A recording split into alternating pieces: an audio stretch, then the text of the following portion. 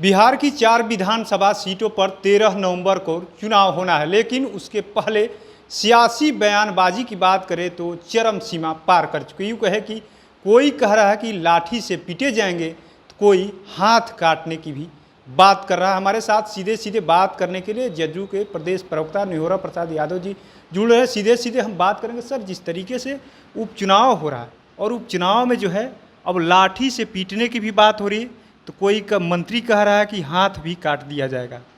किस तरीके से देख रहे हैं? देखिए, लोकतंत्र है और सुधाकर सिंह ने जिस प्रकार धमकाया है मतदाताओं को, तो उनकी पार्टी जिस पार्टी से वो हैं उस पार्टी का यही चरित्र रहा है। मतदाताओं को धमकाना, गरीबों को धमकाना, ये चरित्र शुरू से रहा है और इसका खामियाजा भी इनको भुगतना पड़ा है। क्या आप लोग डरा रहे हैं क्या नहीं नहीं, हम लोग जनता के ताकत पर चलने वाले लोग हैं और ताकत जनता ने आदरणीय नीतीश कुमार को दिया है। इसलिए कोई भय पैदा करके, डरा करके मतदाताओं के मन का में बदलाव नहीं ला सकता है। चूँकि मान रहे हो कि इस चुनाव में उनके भ्राताश्री हैं छोटे, उनका पराजय सुनिश्चित है, तो इस भय से मतदाताओं को धमका रहे हैं। देखिए, बिहार में कानून का राज चलता है, व्यक्ति का राज नहीं चलता है। और 5 साल हम रहेंगे तो 5 साल रहेंगे तो एमपी का क्या करेंगे? अरे विकास न करिए, अपने क्षेत्र का 5 साल रहिए तो कि लाठी से जनता को, मतदाताओं को पिटाई करिएगा। यही लोकतंत्र है क्या?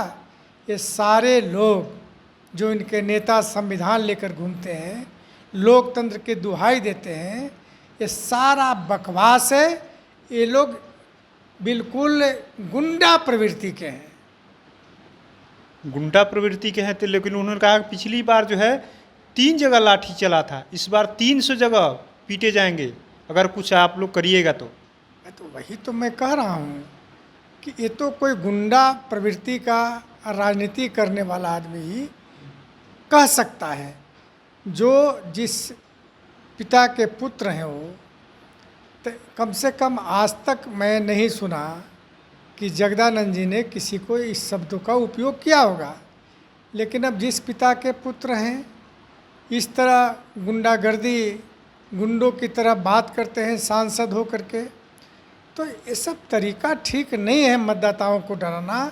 बिहार के मतदाता इतना मजबूत है कि इनके भय देने से भी नहीं डरने वाला है। आपके मंत्री भी तो कह रहे हैं कि हाथ काट दिए जाएंगे। भाई, पिटाई करने की आप बात करते हैं, तो अगर हम पर आक्रमण करिएगा तो हम चुप बैठेंगे थोड़े कि अपने डिफेंस में हम कुछ भी कर सकते हैं। कानून का राज है तो कानून का सहारा। भाई, कानून का राज ठीक है, तो डिफेंस भी में भी कार्रवाई करना कानून का ही एक पहल है। क्या चुनाव में किस हलचल जो कहा जाता है कि आरजेडी कह रहे कि हम लोग जीत रहे हैं, आप लोग कह रहे हैं जीत रहे हैं, लेकिन इस तरीके की बातें कहीं ना कहीं आप लोग नहीं, माहौल तो एनडीए के पक्ष में है।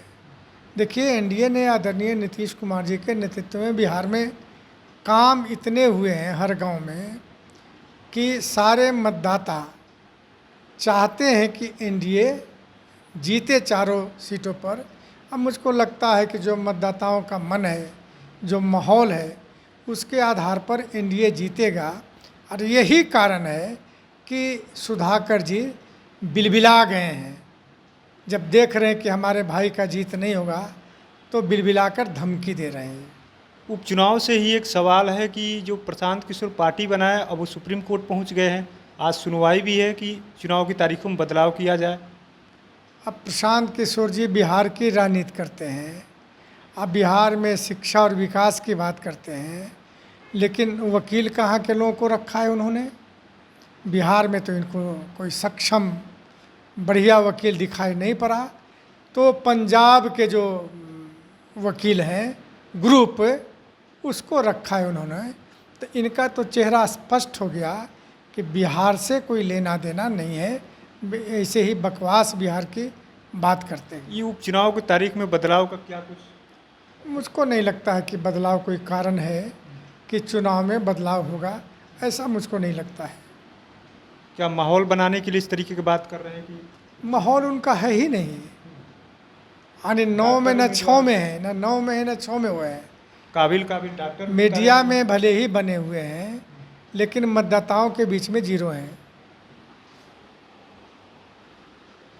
तो आपने सुना किस तरीके से जदयू के प्रदेश प्रवक्ता निहोरा प्रसाद यादव ने साफ साफ कह दिया कि जिस तरीके की भाषा जो है, सुधाकर सिंह की भाषा जो है कहीं से भी बर्दाश्त करने योग्य नहीं है।